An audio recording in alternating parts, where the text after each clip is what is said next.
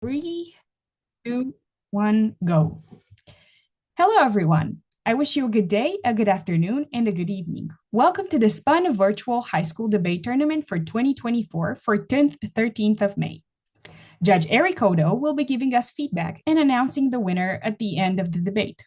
Judge, please be sure to record your information in tabroom.com as soon as possible after this debate so that teams can be advised of their next debate status.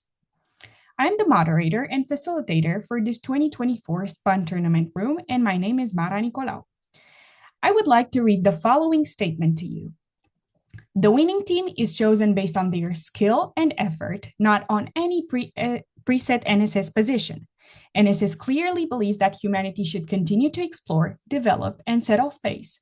However, NSS also believes that open, honest debate will facilitate that goal. It is important that space advocates understand and be able to express the anti-space case. No statement by any debater or coach is an official position of NSS. Now, let's meet our debaters. The affirmative position is held by Team Nickel. Metallic asteroids could contain vast amounts of iron, potentially exceeding Earth's reserves. The possibility of extracting nickel and other valuable materials from asteroids is driving research and development in space mining technologies. The team is coached by Donald Broussard, who has been in the debate community since 1994 as a high school and college competitor, a debate coach, and a consultant. He has coached throughout the US and globally, China, Canada, South Korea, and Taiwan, and has coached many champions. He currently lives in Louisiana, USA. Tim Nickel, please give us your name and the country you are representing.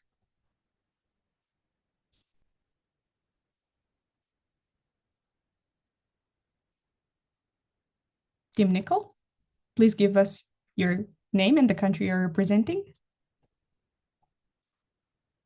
Yeah. My name is Vishant and I'm from India. Welcome. My name is Girma and I'm representing Canada. My name is Tanisha and I'm from India. My name is Doina and I'm representing Romania. Welcome, everybody. Next, we'll hear from Team Chromium. Chromium's hardness, wear resistance, and ability to protect against corrosion make it valuable for coating components used in space exploration, like in space hardware. Additionally, chromium's natural lubricity and heat resistance are crucial for reliable performance in the harsh space environment. The team is coached by Thomas Maple, who is an assistant professor at Santa Fe College and holds an MS International and Intercultural Communication. Professor Maple is the Santa Fe College speech coordinator. He has been in the spUN program for 2 years. He resides in Florida, USA.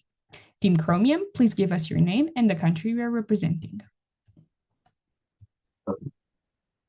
I'm Will, and I'm representing the United States. And my name is Paul, and I'm representing Canada. Welcome, everybody. If anyone has any questions, please raise your hand in your participants icon on your screen. Please mute your mic unless you're speaking, and only the presenting team and judge should turn on their videos unless directed by the moderator. Our debating format today follows the same format as in the practice tournament. Let's get started. The 2025 spUN High School resolution is: an international body should establish a framework for the utilization of space minerals. We'll hear from the first speaker from Team Nickel, representing the affirmative position. Team Nickel, your first speaker may begin your affirmative intro. You have 4 minutes. Honorable judges, fellow debaters, we are on the brink of a new era, not just space exploration, but space exploitation. Countries and corporations alike are racing to extract minerals from the moon, asteroid, and beyond. That's why the affirmative firmly supports this resolution.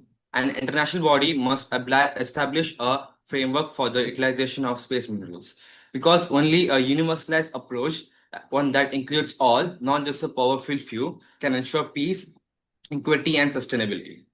Let me explain with 2 key arguments. Outer space is quickly becoming crowded and competitive. NASA is planning lunar mining missions. China's Chang'e mission are retrieving moon samples. Private companies like SpaceX and Blue Origin are developing technology to extract valuable resources like platinum and helium-3. Everyone wants a piece of the sky. But here's the danger. There's no common set of rules. What happens when two missions arrive at the same asteroid, or when a country declares a safety zone around its operation, essentially claiming part of the moon? The situations aren't science fiction, they are on the horizon. Without a framework, they are inviting territorial disputes, legal confusion, and geopolitical tensions. Just like competition for oil and land has led to wars and resource conflicts on Earth, the same could happen in space if you're not careful. The solution? A globally recognized neutral international framework, one that outlines clear rights, responsibilities, and boundaries. One that prevents nations and companies from stepping on each other's toes or worse, starting disputes that spill over into Earth based politics. A framework like this won't just regulate mining, it will preserve peace. It must be rooted in universalization, a principle that ensures space is governed not by a few powerful nations, but by a common rule that apply equally to all, regardless of wealth, power, or technological advancement. This is the only way to avoid favoritism and protect space as a domain for all humanity. Because moving on to my second argument, the opposition might say now that, wait, don't we already have treaties for space? And yes, we do. But let's be honest, they are no longer enough. The OST, written in 1967, was groundbreaking for its time, but it was written before man had even walked on the moon. It bans national sovereignty over space bodies, but says almost nothing about commercial mining or private actors. Today's reality includes private space companies, reusable rockets, and advanced extraction technology. The OST simply isn't built for that world. And then we have the Artemis Accords, led by the United States. While they support peaceful space activities, they are non-binding, selective, and exclude major space powers like China and Russia. These are not global rules, they are partial policies that reflect national interests, not an international consensus. That's why we need an inclusive international body to lead the way, not a single country, not a group of allies, but a platform where universalization is the key, where every space actor has a voice and every nation, regardless of space or space capability, has a fair chance to participate in shaping the future of space. To conclude, judges, if we want to avoid repeating the same mistakes we made on Earth, conflict over resources, domination over by the powerful, and loss written too late, then the time to act is now. An international body must step in, not after the mining has started, not after the first dispute arises, but right now, while we still have the chance to build a future in space that is peaceful, fair, and shared by all the humanity. We must universalize the rules of space so that instead of being a race for dominance, space becomes a shared frontier governed by justice, cooperation, and common purpose. Thank you. Thank you. Now we begin a 3-minute prep time for the NEG team to prepare a cross-ex. If the NEG team is ready to move on before the 3 minutes have elapsed, please indicate to me and we will proceed.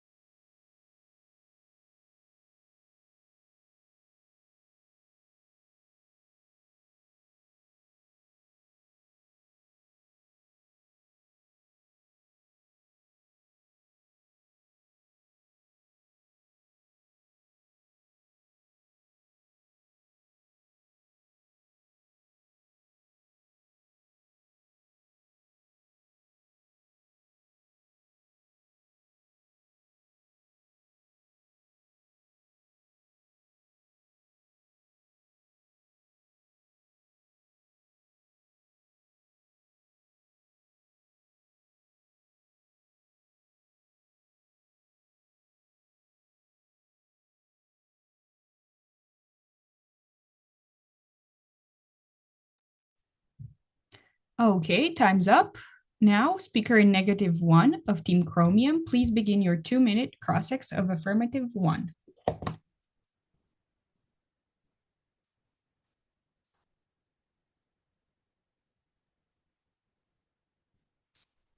Negative. Okay. All right. So affirmative. Do you have a definition for that you would like to use for space mineral extraction? The definition for space mineral extraction, right? Yes. Yeah, that means uh, countries or like private actors, if they want to get minerals not only from Earth but from space, because the minerals from Earth is getting depleted, uh, getting depleted very soon. So yeah, we have to go to space to be able to power up the future generations. Okay. What do you believe, or what specifically would an international framework regulating space mineral extraction entail? Okay, space mineral extraction not comes with many I'm, countries which I'm, fight. Yeah, I don't mean to cut you off, but I'm not asking about space mineral extraction. What okay. specifically would a regulatory framework entail? What do you propose? What kind of legislation do you propose? Would this be legally binding? Okay, let me say. Uh, During space mineral extraction, countries will fight over their resources, which is one thing we don't want to happen. And to avoid the dispute, like the riot and the war that will happen if they fight over the mineral resources, they have to make a framework for that so that we don't get a fight among the countries. Okay, so you believe that an international regulatory framework would include assigning certain space resources to certain countries, maybe granting certain countries territorial ownership over um, certain mineral resources? No, I mentioned universalization. Universalization, that which means the resources that are extracted from the space will be of Earth, not of Earth wholly, like not just to that country alone, but to whole Earth. Unfortunately, Okay. your time is up. Thank you. Now, your opening argument, speaker in -1 of Team Chromium, you have 4 minutes. Okay, thank you. All right, so we believe that an international framework will do more harm than good to universalization and space development, so we negate this affirmation. The space industry will be vital to humanity's future in space, and providing restricted blanket regulations that fail to consider the circumstances of individual markets and countries like national governments and corporations can uh, will be an easy way to hinder the progress of universalization and harm the industry as a whole. We define outer space as the universe outside of Earth's atmosphere, starting at 100 kilometers above sea level. We define an international regulatory framework as a binding international agreement that provides specific rules and standards for the operation of an industry or governmental activity. And we define space mineral extraction as the harvesting, processing, and transportation of valuable minerals and mineral resources found in outer space for utilization by governments, industries, or private corporations/citizens. Okay. One of the major problems with international regulatory frameworks is that they only apply to signatory nations. If a government doesn't want to sign an international treaty, they don't have to. This means that countries that feel that a regulatory framework is against their best interests do not have to join. This usually means that when a regulatory framework is proposed for a certain industry, countries that rely on that industry for a significant portion of their GDP will not become signatories, since they feel that applying international regulation risks damaging the industry in question. This is most likely the reason that there are no major international agreements regulating terrestrial mining in significant ways within a country's borders. Countries like Australia, which have significant domestic mining industries, would not have agreed. It's possible to argue that countries have signed international regulatory frameworks against their best interests, and that countries could be compelled to sign an international framework with things like trade sanctions and embargoes. However, it is important to note that when countries sign regulatory frameworks that are against their best interests, they typically sign because they're not fully aware of the situation. For example, the Environmental Protocol of the Antarctic Treaty prohibits all mineral extraction in Antarctica, barring surveying and scientific research. This treaty was signed by its signatories in 1959 when there were neither apparent resources in Antarctica nor the technology to extract them. Only recently have we found any evidence for resources in Antarctica, and by now, signatory nations of the Antarctic Treaty would face political or economic backlash if they broke its terms. It would be impossible to create a situation like this for space mining. Many countries have a significant space industry and are well aware of the value that can be achieved through space mining, and therefore are aware of the potential downsides of international regulation for it. Organizations with significant space industries such as the US, Russia, China, Japan, India, and the EU would never agree to sign it. This would make any attempt to install one of these frameworks such that it governs countries, only countries that have unimportant space industries, which would make one of these frameworks at best unrealistic and at worst impotent. This would also hinder universalization by potentially damaging the development of space industries in developing countries or countries that do not yet have significant space industries, considering that they are the countries that are actually liable to sign one of these agreements because they don't yet have major space industries such that signing it will be against their best interests in a significant way. Okay. I see the rest of my time. Are you done? Yes. Okay. Then affirmative 1 from Nicole. Please start your cross-ex of -1. You are allotted 2 minutes.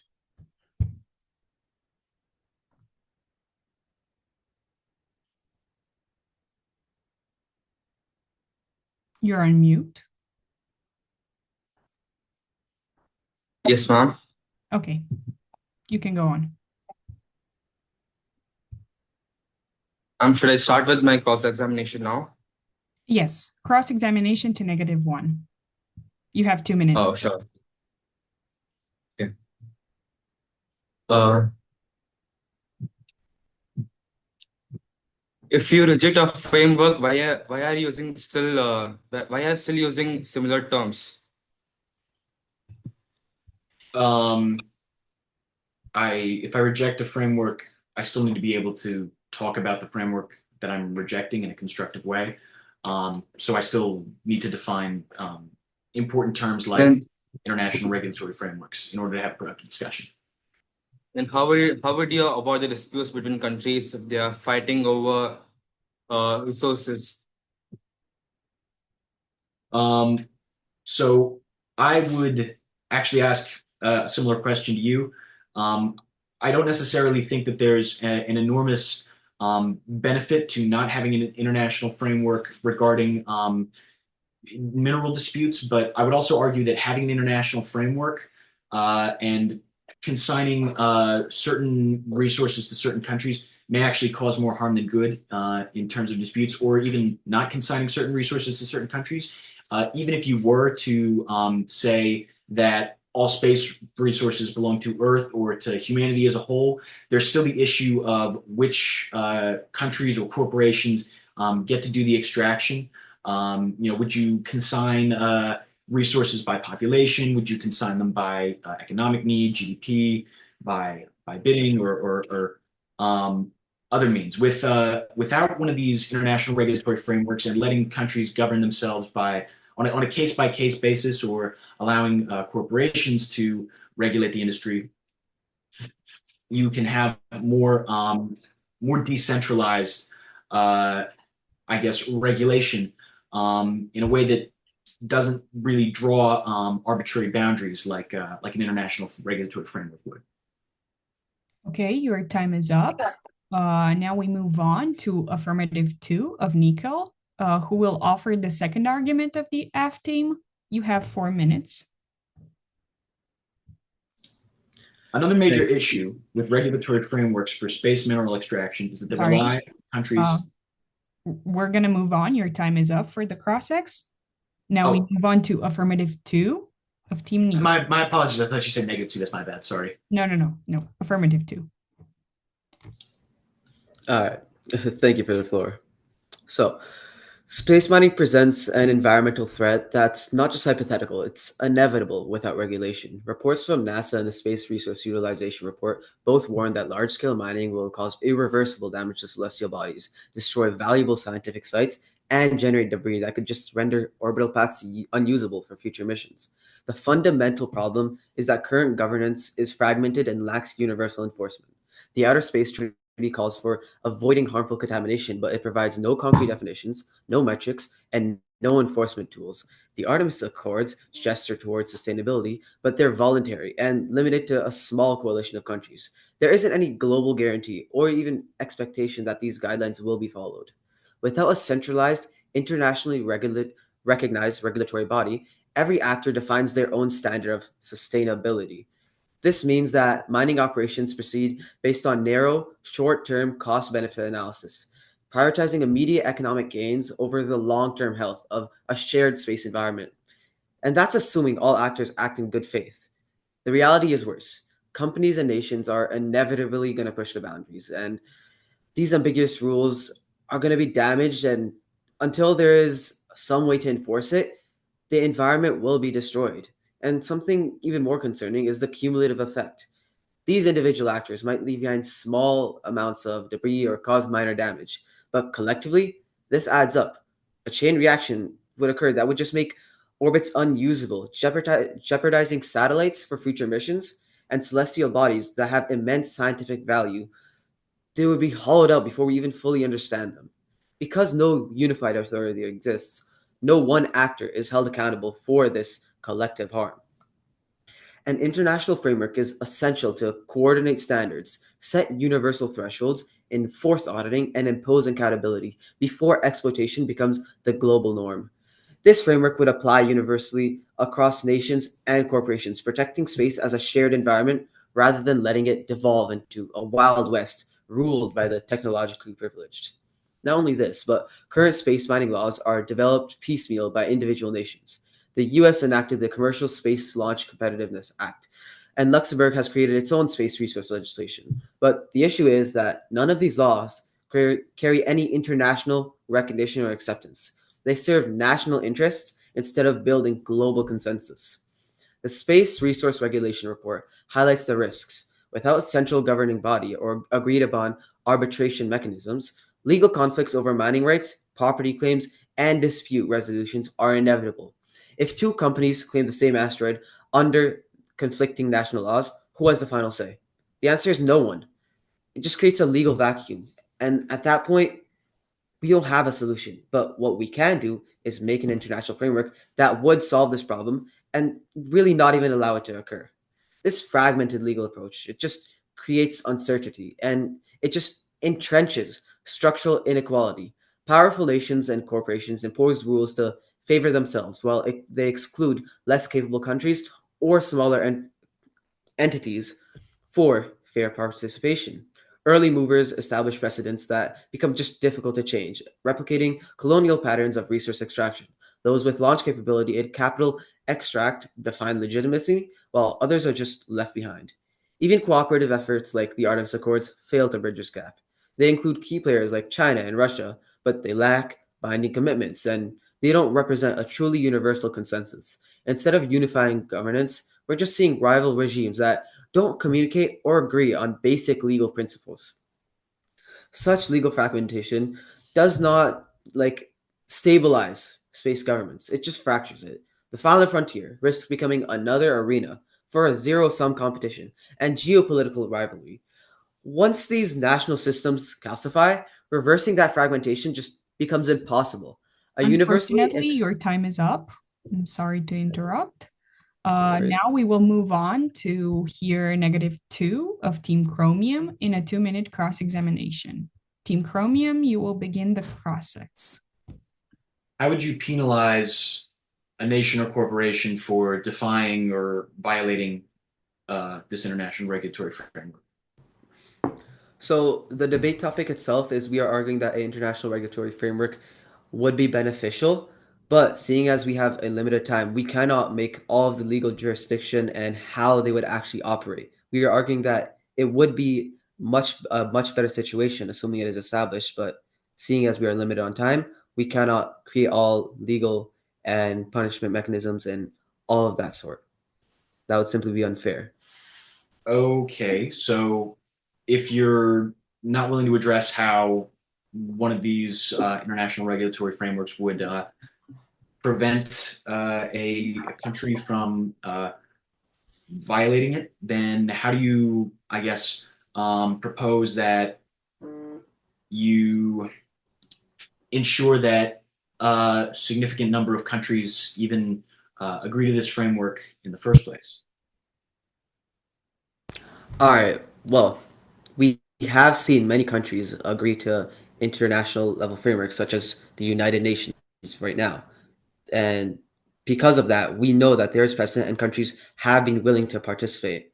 Not only this, but there can be incentives and benefits to join that international framework, such as transparency for information.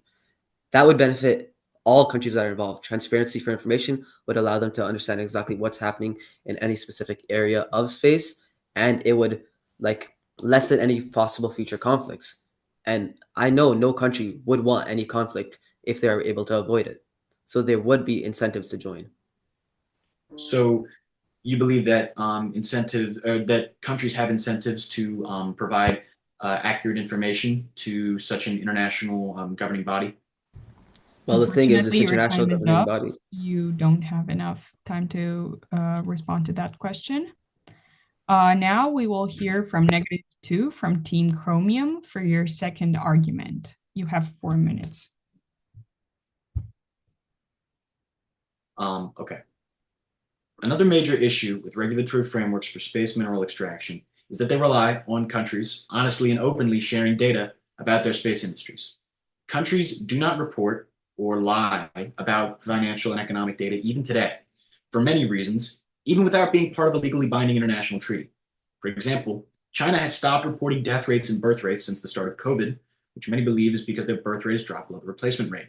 Another reason that countries falsify economic data is to strengthen their economies by encouraging foreign investment, by artificially inflating their numbers.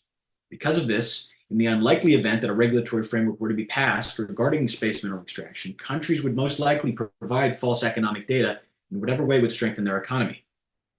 This would make the competent regulation of the space mining industry very hard to manage. Nuclear disarmament presents a similar situation. All parties involved have an interest in presenting false data to all other parties. It's not a coincidence that there are still an estimated 12,000 nuclear warheads globally, despite disarmament efforts. Another excellent example of a failure of international space regulations is something that the affirmative team has previously mentioned, which is the increase in the danger of Kessler system in low Earth orbit, or of Kessler syndrome in low Earth orbit. Kessler syndrome is a phenomenon where an accumulation of orbital debris, specifically in low Earth orbit, traveling at extreme speeds reaches a tipping point, making it impossible to maintain any satellites in low Earth orbit or even to leave Earth's upper atmosphere without being obliterated by space junk moving at many times the speed of sound. The common issue of space treaties is that they do a poor job of defining what their terms are, often failing to adequately demarcate the boundary between the atmosphere and outer space, and leaving the meaning of things such as peaceful use of space resources ambiguous. Additionally, much of the innovation in space since the Cold War has been driven by private space development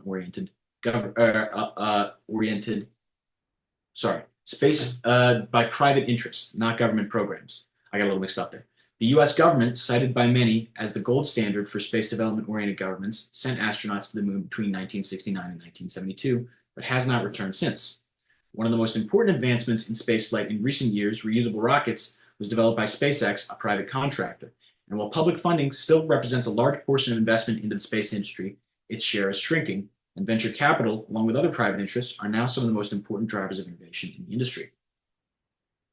All this seems to suggest that regulatory frameworks that could potentially hinder the involvement of private industry in space would generally hurt the space industry more than it would help. We want to do the best that we can to encourage companies to continue investing in space development. Otherwise, it's quite frankly doubtful that we will advance to significant levels of space development within our lifetimes, considering the degree to which private equity and other private financial incentives have driven advancement in terms of the space industry recently. Finally, another major issue with an international framework for the extraction of space mineral resources is that several international frameworks for regulating the extraction of mineral resources or other comparable limited natural resources have failed. For example, the ILO convention was meant to prevent child labor in mining, but it's still a major issue to this day, especially in areas that are major lithium extracting regions in South America. Another example, while not directly mining related, of similar problems in natural resource extraction would be the chocolate industry. Child labor is a huge issue in the extraction of chocolate in many tropical countries. And despite international efforts to provide regulations and prevent child labor, it's still a major issue. In fact, international Unfortunately, your regulations time is up. regarding Now we have to move on to Team Nickel. Please start your 2-minute cross-X to -2 of Team Chromium. Perfect. I'll get started right away. So you said that countries would lie about their mining data, but auditing exists, and wouldn't the risk of losing valuable mining operations be a strong deterrent to just dishonesty? uh, I do think that that would be a reasonable assertion, but considering that we are apparently that I guess retaliatory efforts by international governing body is not within the scope of this debate, like you pointed out earlier, I don't really have to answer that question. All right. And you mentioned that private companies would be hindered by international framework, but investors prefer clear, enforceable regulations over just legal uncertainty that might threaten their billion-dollar investments. Um, okay, I would say that that is a little more of an assertion than a question, but to respond, I would, I guess, point out the economies of, most of the major developed economies in the world have policies that that do their best to, encourage the proliferation of industries. Even using microcosms within the United States, states like Texas and Florida have seen explosive growth over the last several years. And just to pick a random industry, technology because they have looser regulations, lower corporate taxes, and generally more business-friendly environments. And I think that an international framework that puts unnecessary restrictions on these corporations would quite potentially scare a lot of corporations or investment firms away from putting their money into space development and instead focusing more on terrestrial industries. Well, that's the thing. Okay, They your wouldn't be time is up. unnecessary. Those. There's no time for your next question. Now we will begin a 2-minute prep time for both teams to prepare their rebuttals.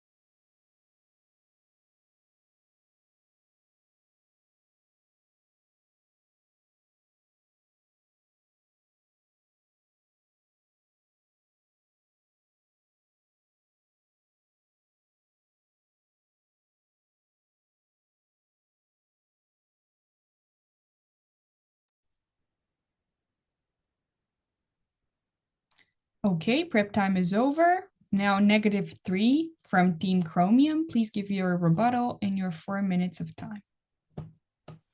Okay, so the opposition said that an international framework would prevent conflicts over space minerals by setting clear rules. While this sounds reasonable, real-world examples show that it's far more complicated. For example, the 1967 Outer Space Treaty, which bans sovereignty claims in space, has not stopped powerful nations like the US and China from aggressively pursuing strategic advantages in lunar exploration. And China's lunar missions in NASA's Artemis program reflect a competitive dynamic, not full cooperation. Enforcement in space is also extremely challenging. Space is vast and remote. Monitoring mining activities millions of kilometers away is far beyond current capabilities. Even on Earth, maritime laws face enforcement difficulties despite being much closer due to survey. So relying on an international body to police space mining is just unrealistic. Politically, powerful nations will try to shape any framework to their advantage, causing new deadlock and tension. Instead of reducing conflict, a global framework could become a new arena for rivalry. Affirmative 1 also mentioned that equity in space resource use and access through an international framework, which is an admirable goal. However, the reality is that space exploration demands vast technological capabilities, financial investment, and infrastructure. These are not easily redistributed through regulation. Attempting to force equity through an international framework may unintentionally discourage the very innovation and risk-taking needed to make space accessible to all. Let's consider the private companies and space agencies investing billions into developing launch systems, robotic miners, and life support for long-duration missions. If an international framework mandates that the resources they extract must be divided equally or redistributed or taxed, they may see very little incentive to continue these very high cost and high risk ventures. This isn't just speculation. On Earth, overregulation in emerging industries has often driven companies to abandon or delay projects. Moreover, equitable access to space, not just to resources, also depends on support structures like launch platforms, training, and satellite technology. These barriers can't be removed by law alone. What's more effective is a voluntary tech sharing, open access scientific data and international aid program, like we see for NASA's collaborations with countries lacking domestic space programs. Moving on, affirmative 2 raises concerns about important ethical and legal discussion and questions. However, they ultimately present a worst case scenario that assumes we've learned nothing from history, technology, or global cooperation. So while large scale mining could damage and generate debris, it's only if it's done recklessly. In reality, most space mining missions target asteroids or the moon, which are barren, airless bodies with no ecosystems to disrupt. Mining these bodies doesn't carry the same risk as mining Earth.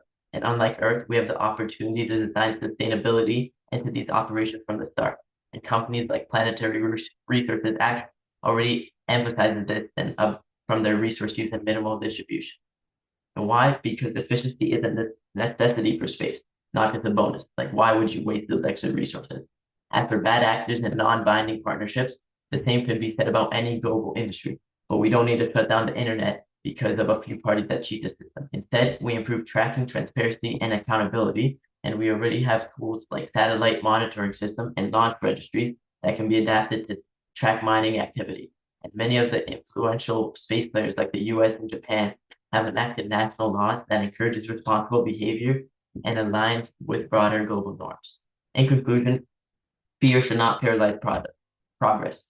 The risks of space mining are real, but they are manageable through smart innovation, transparent monitoring, and evolving legal norms. With the right approach, we can unlock incredible resources without repeating the mistakes on Earth. And that's it. Thank you. Now, affirmative 3 of Nicole now gives your 4-minute rebuttal. Thank you. Warm greetings to everyone present here on this online platform today. My name is Tanisha Sharma, and I am the third affirmative speaker for my team, Team Nickel. Before I mention the shortcomings and contradictions of the negative team through my rebuttals, I would like to summarize in one line that the arguments given by my teammates prior to mine have not only promoted the universalization of space mining, but they have also promoted the diplomatic, well sustained, and regulatory approach. The arguments show that to universalize space mining fairly, a strong international framework is needed with a strong regulatory body. Now let's shift our focus to the negative team's arguments. Judge, it appears to be a clear win for my team due to these following reasons. First of all, the negative team stated that a restrictive blanket would be put over cooperation if an international body is regulated. Now, my question is restrictive blanket can be talking about different levels of restriction. Of course, to all cooperative missions that are occurring on space related to mining, some sort of restrictions are required. You cannot leave them to mine on space without any restrictions. So, at the end of the day, restrictive blankets over cooperations are required, and this international body would make sure that these cooperations do not exceed the level of mining they are allowed to do. The next point that the negative team had stated was that multiple space societies, countries which have multiple space societies, would choose not to sign or be a part of this international framework. Now, to that, I have to say, who said that this international framework will hinder with these countries that have multiple space societies? We never stated that the international body or international framework would have any clauses that would hinder with the development of these space societies. Actually, the international framework that would be established would make sure that countries that already have well established space societies and already have good full blooming technologies, these technologies and societies are moved and developed further through the resources and through the different countries that are joined together in this international body. The next point that I would like to shed some light upon is that the negative had spoken about how honest and open sharing of economic data and other sorts of data would not occur through the international body. To this, I have to say this international body would make sure and keep the sharing of data as one of its priorities. It would have people, it would have officers, it would have a legal enforcement mechanism to make sure that in no way any country or any space society which is included in this framework can in any way be dishonest or not share proper data. And I would also like to speak about the one line that was given, that nowadays countries are choosing honor over regulation. They choose to be honorable over regulation. Now, to this, I would like to add economic development and economic prosperity is always going to be over honor and over anything else. That's the truth. And we have seen that through multiple different situations that have occurred in history. So, to make sure that this honor is not undermined because of economic development, this international body is very much required. That's all. Thank you so much. I yield my time. Thank you. Now we begin a 2-minute prep time for both teams to prepare their summaries.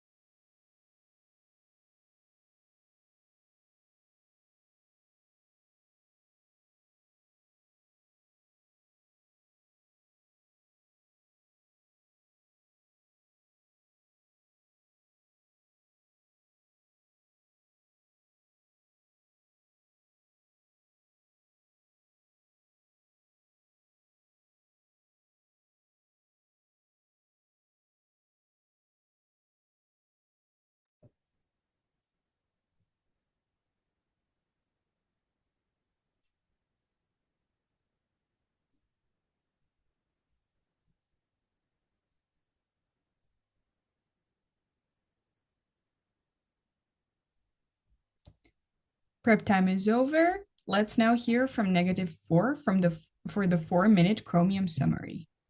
Okay, ladies and gentlemen, the idea of an international body creating a framework for the utilization of space minerals seems appealing at first glance. It implies order, fairness, and cooperation. But when we examine this proposal through a practical lens, it becomes clear that the disadvantages significantly outweigh the benefits. Historically, international organizations have struggled to enforce regulations and global commons. Take the Outer Space Treaty of 1967. It provided no mechanisms to enforce rules or penalize violations. As a result, we've seen an unchecked rise in space debris and no concrete accountability for satellite collisions or abandoned spacecraft. The UN Office for Outer Space Affairs is the closest thing we have seen to a global space agency, but it has no power to investigate, monitor, or punish violations. It relies entirely on voluntary compliance. It's like trying to enforce international fishing laws in the open without the Coast Guard. Ineffective and idealistic. Without enforcement, the framework would be symbolic at best and ignored at worst. Regulation, when applied too early, can do more harm than good. The current space sector is still in a developmental stage. Imposing international red tape could strangle startups and innovators before they get off the ground. Take SpaceX. The company has revolutionized space travel with reusable rockets, lowered launch costs, and opened new commercial possibilities. This success came from agility, experimentation, and competition, not global consensus or slow-moving regulation. A rigid international framework would mean companies like SpaceX would have to wait for international approval to mine researches or even test strategies. We also have to be realistic about geopolitics. A framework of this scale would require agreement from spacefaring powers like the US, China, Russia, India, and the EU. But these countries and continents have very vast different political systems, interests, and goals. For instance, the US passed the Space Act in 2015, giving private companies the right to own resources they mine in space. China, on the other hand, has different priorities and may reject any agreement that seems US dominated. Russia often resists Western-led initiatives entirely. If these major players don't agree or sign but ignore the terms, the entire framework collapses. Even if we manage to create a framework, who actually benefits? Historical precedent suggests that international agreements often reflect the interests of wealthy, technologically advanced countries. Take the law of the sea, intended to distribute ocean resources fairly. Yet deep sea mining today is still dominated by a handful of nations and corporations with the means to exploit these resources. In space, it could be worse. A framework might give the appearance of fairness while embedding systems that let space superpowers dominate asteroid mining and lunar operations, leaving developing countries on the sidelines. Let's not ignore where the real momentum is, though, however. National space programs and private companies are the ones pushing boundaries, from ISRO's cost-effective moon mission to the private firms developing asteroid mining prototypes. The cutting edge of space development isn't happening at UN meetings. It's happening in labs, launch pads, and startups. These actors are motivated by discovery, competition, and profit. And that's not a bad thing. That's how industries grow. Space technology is evolving rapidly. A framework written today can be outdated within years. And when they try to regulate cybercrime in the early 2000s, laws couldn't keep up with emergent technologies. The same thing will happen in space. If we regulate too early, we lock ourselves into assumptions that don't reflect the reality of future technology.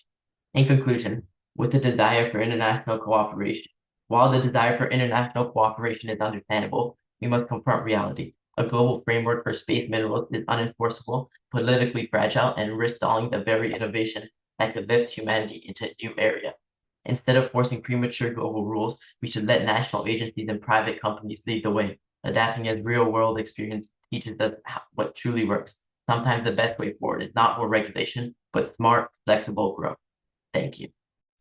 Thank you. Finally, we'll hear from affirmative 4 from Team Nickel, who will begin their summary in the 4-minute allotment. Hello everyone, my name is Doina. Today, our team has clearly shown why the world needs an international framework to manage the use of space minerals. This is not just about resources, it's about peace, safety, fairness, and the future of all humanity. Our first speaker explained that many countries and companies are preparing to mine space, but there are no strong international rules. The Outer Space Treaty is old and weak. The Artemis Accords are not signed by major powers like China or Russia. Some countries are already making safety zones that look like land claims. This could lead to conflict. That's why we need a neutral international body like part of the United Nations to create clear and fair rules. Our second speaker explained that unregulated mining is dangerous. It will create space debris, damage planets, and destroy scientific areas. The environment of space is fragile. If we don't act now, we repeat the mistake we made on Earth. That's why only a global framework can prevent this harm.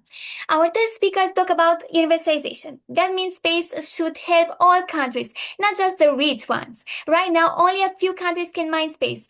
So without fair rules, poorer countries will have no voice, no access, and no benefits. Now, let me talk about the negative team. The first negative speaker said that some countries won't sign, like China and Russia. They said that this happened before with the Antarctica Treaty. But even if not all join at first, we can still start with those who agree. Every international law begins somewhere. We can grow step by step. The second negative speaker said countries may lie, like in the case of COVID. They said companies like SpaceX will stop building rockets if there are rules. But we say rules build trust. With transparency, cheating becomes harder, and companies want stability, so real rules can actually help them grow. The third negative speaker said that laws won't bring real equality and that space mining is not the same as earth mining. But we believe that rules protect everyone, not just those with power. Now, the first negative speaker said we should be realistic. They said competition is good and countries like China will never sign. But being realistic doesn't mean doing nothing. If we wait for everyone, we will wait forever. If we do nothing, rich countries and companies will take control and leave the rest behind. So, we believe realism means acting early before there is chaos in space. Realism is working together, not alone. And realism means building a future where space is safe and fair for all. That is why we come back to universalization. Space is the common heritage of all people. A strong international framework will help protect it, share benefits, and give everyone a voice. In conclusion, no rules mean danger, pollution, and inequality. A global framework brings peace, safety, growth, and fairness. We must act now, so let's make space safe. Let's make it fair. Let's make it belong to everyone. We strongly affirm the resolution. Thank you. Thank you and congratulations, everyone. And thank you for all of your speeches. Now, Judge Odo, would you like a couple of minutes before you offer your feedback and the winning team? Yeah, I'm just about to finish it. So Okay, just typing it perfect. up and then let me give it a review and then I will start. Perfect. Just let us know when you're ready. Yep, will do. How did you guys think it was? Like, is this your first experience with this kinds of debate? For me, it was definitely my first experience, but honestly, I liked it. I feel like there wasn't enough time during cross-examination, though. That's all. It felt like everything got cut short at some points. That's a thing that we usually get. The thing is that people don't usually prepare short questions because this is supposed to be like a short questions, short answer type of thing, you know? And that's why people usually say, well, we don't have enough time. The thing is that, you know, you're supposed to clarify things, try to, you know, see if you got right whatever the other team said. And that's why it kind of seems to be a little bit short and you feel like you don't have time to say everything that you have to say. Is there someone who debated before? Yeah, I was part of the last year's debate, so it was my second time being a participant in this contest. And what it's like? Do you feel any differences so far? Yeah, there was a little difference because in the last year's debate, I was the second speaker, so it was harder for me to like be patient and carefully look at what hear what everyone says and like take notes during all of this session. That's good. So now you get to see the debates from another point of view. Okay. What was like, I don't know, working with an international team?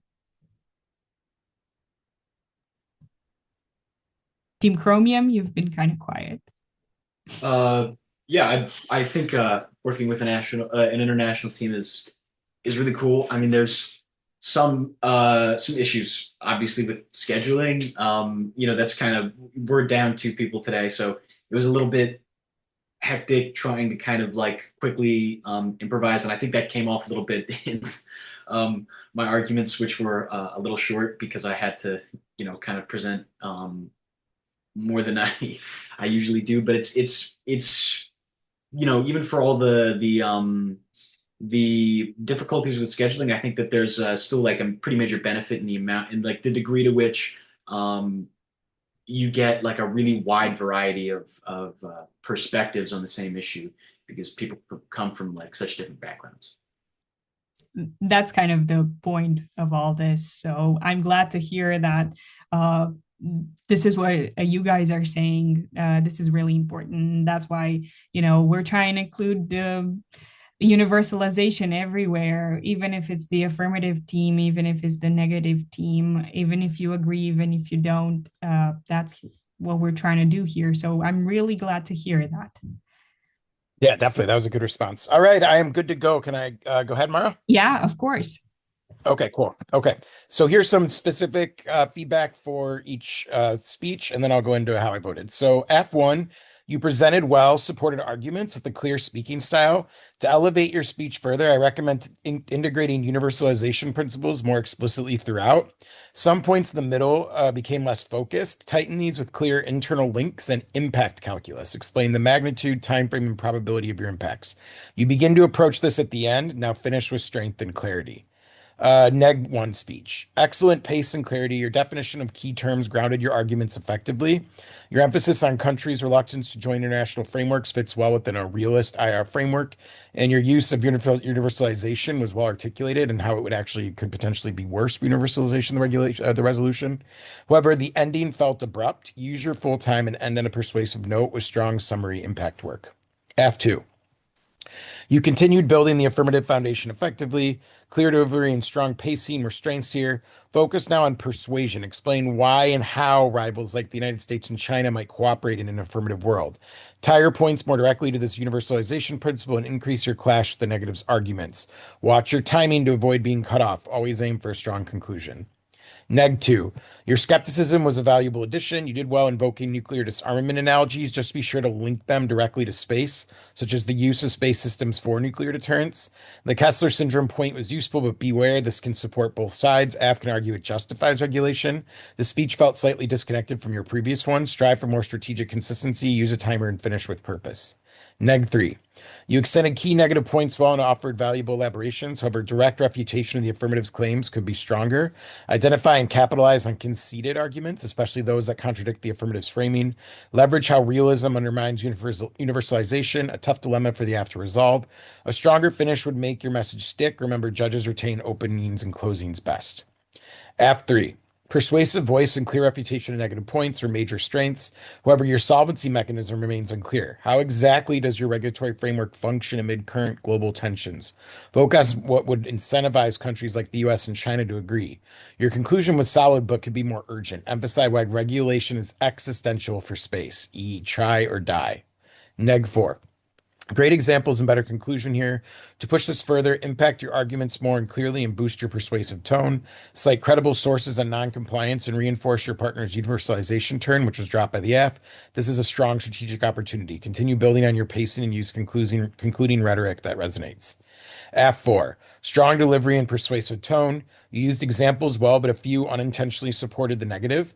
Clarify how regulations can incentivize cooperation despite geopolitical rivalries.